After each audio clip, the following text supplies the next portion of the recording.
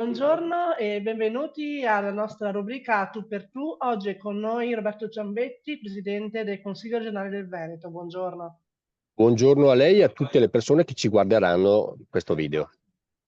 La ringrazio. Allora, l'abbiamo chiamata perché lei è stato ieri a Bruxelles a presentare il piano della regione per quanto riguarda il dissesto idrogeologico, un tema che in questi giorni di nuovo stiamo vivendo con molta attenzione dato il maltempo. Cosa ha detto? In pratica siamo all'interno della settimana europea delle città e delle regioni, quindi è un momento in cui per una settimana Bruxelles è occupata, nel senso buono del termine, da tutte le realtà regionali e delle grandi città d'Europa. E ci sono varie tematiche che vengono discusse e in particolare ieri nell'assemblea plenaria del Comitato delle Regioni, un organismo che prevede 320 rappresentanti di tutta Europa che appunto rappresentano tutte le regioni, c'è stato un focus fatto sugli eventi idrogeologico-alluvionali che hanno colpito l'Europa, nel particolare nell'ultimo anno e mezzo, che hanno visto l'Europa centrale veramente soffrire per quello che è avvenuto, il Danubio e anche il Reno. Mi è stato chiesto di portare l'esperienza dal Veneto e io ho spiegato cosa è successo da noi nel 2010 e quello che il presidente Zaia ha spinto, che io da assessore al bilancio ho cercato come risorse e quindi il piano per mettere in sicurezza la Regione Veneto. In pratica ho mostrato che abbiamo 26 bacini di eliminazione previsti, ne abbiamo già realizzati 16 fino a questo momento e proprio ieri spiegavo che nella notte erano stati attivati dei bacini nel bacino idrogeologico del Guagorzone e del Bacchiglione per salvare le grandi città e e i territori che stanno a valle, come era avvenuto appunto già a maggio di quest'anno. Quindi ho spiegato quello che abbiamo fatto, ho spiegato che su questo tema abbiamo speso in questo momento circa 110 milioni di euro, ce ne sono altri 400 in proiezione di spesa, però rispetto, che ne so, al miliardo e 100 di danni stimati nel 2010, con questo sistema abbiamo salvaguardato buona parte delle città e buona parte del territorio.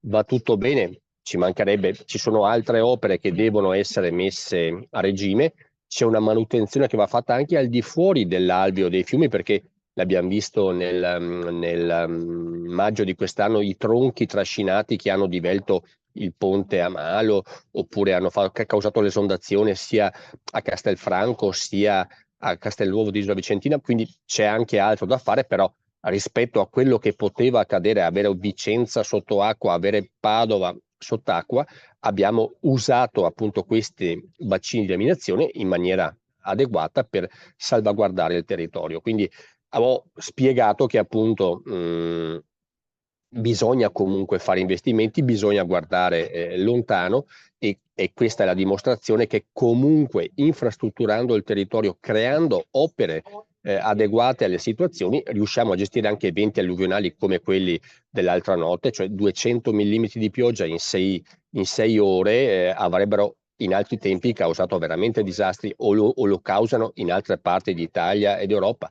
Noi siamo riusciti a gestirlo, ripeto, con una programmazione fatta col buonsenso, con l'aiuto dell'Università di Padova a suo tempo, col professor Dal Paus, e la dimostrazione che, ripeto, ci si può adattare ai cambiamenti climatici prevedendo delle opere gestite dall'uomo con intelligenza. Questo è un messaggio importante, secondo me. La prevenzione non è un costo, ma è un investimento, oltre che necessaria, perché abbiamo visto appunto quello che succede. Però non si può più derogare alla prevenzione e gestire l'emergenza, perché stiamo vedendo ogni mese più e più eventi climatici davvero straordinari, che non sono più straordinari, ma definiamo straordinari.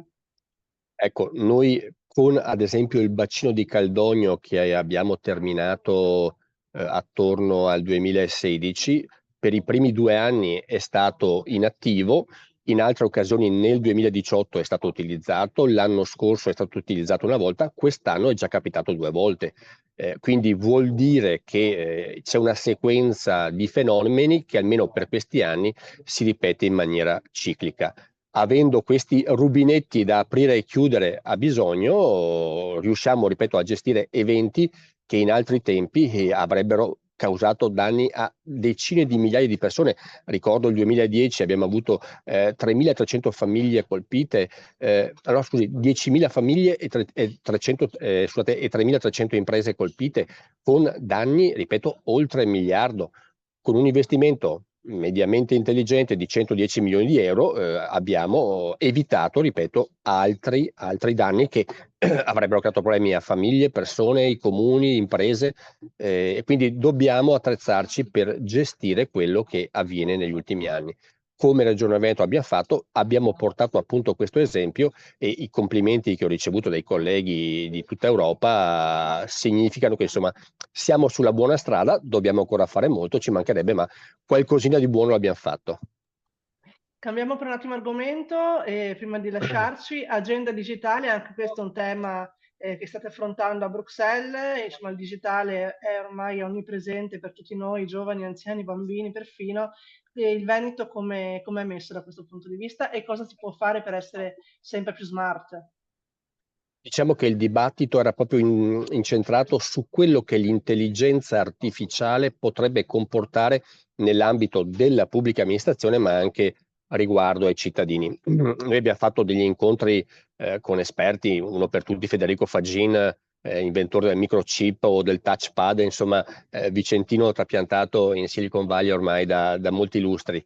E quello che abbiamo visto è che probabilmente anche all'interno della pubblica amministrazione questo sistema nuovo e molto, diciamo, anche vorticoso, mi permetto di dire, come sviluppo dell'intelligenza artificiale, ci permetterà, il termine lo uso con attenzione, di evitare certi tipi di lavoro, quelli specialmente a bassa diciamo, utilizzo di intelligenza umana, che ne so, le trascrizioni dei verbali, le traduzioni, la stesura di certi tipi di testi semplici, per, ripeto, anche limitare l'utilizzo di alcune figure professionali di bassa qualità. Invece ci sarà comunque bisogno di persone formate, persone che controllino, mi permetto di dire, l'intelligenza artificiale, perché l'intelligenza non è così intelligente, ecco, ha bisogno dell'uomo per essere usata al meglio e per evitare che ci siano appunto magari deviazioni non proprio Storpiature. eticamente corrette. E comunque ecco, abbiamo visto che questa può essere un'opportunità che però va guidata, già questo vede l'Europa in ritardo rispetto a Cina e Stati Uniti. Dobbiamo colmare anche questo gap, perché ripeto, è una cosa che veramente ci cambierà la vita in tantissimi settori e in tantissimi campi, e quindi a livello europeo abbiamo discusso di queste cose, un confronto di attività che vengono fatte a livello regionale e anche col coordinamento della Commissione europea, che era presente ieri a questi incontri che facevamo. Quindi anche in questo caso scambio di best practice, possibilità di collaborazioni che sono nate anche dai contatti di ieri e che spero permetteranno alla nostra amministrazione di essere sempre più performante e di utilizzare le nuove tecnologie, ripeto, con intelligenza e con granus salis. Esatto, intelligenza artificiale usata con intelligenza umana, a servizio Assolutamente, dell'intelligenza umana. è indispensabile. Io ringrazio Roberto Ciambetti, Presidente del Consiglio Mm. regionale del Veneto, per essere stato nostro ospite. Ci rivedremo sicuramente presto. Grazie. Grazie a voi e buon lavoro.